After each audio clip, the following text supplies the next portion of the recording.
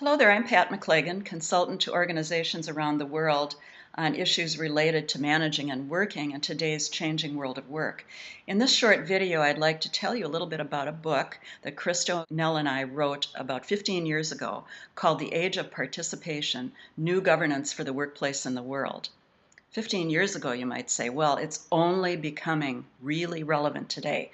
Think about what's happening in the world around us. All those participation energies that are swirling around the Middle East, that are swirling around in the United States and Africa and all over the world, driven partly by social media, by the internet, by the availability of travel for everyone, by the fact that we have so many global enterprises that are being connected through global supply chains. It's an unstoppable energy, and it's changing how we need to relate to each other in power relationships. So what do organizations do to channel that energy, to capture all of its vitality, and still keep alignment and movement forward as an organization to achieve missions and strategies? Well, the Age of Participation deals with that question. It suggests 9 areas that you need to look very closely at and redesign and reformulate if you're going to set up a participative business that is also an accountable and aligned business. It talks about the kind of leadership, structure, and values that you're going to need.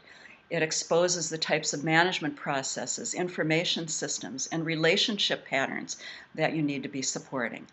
It also talks with you about the competencies, the controls, and the reward systems that are important in a participative organization.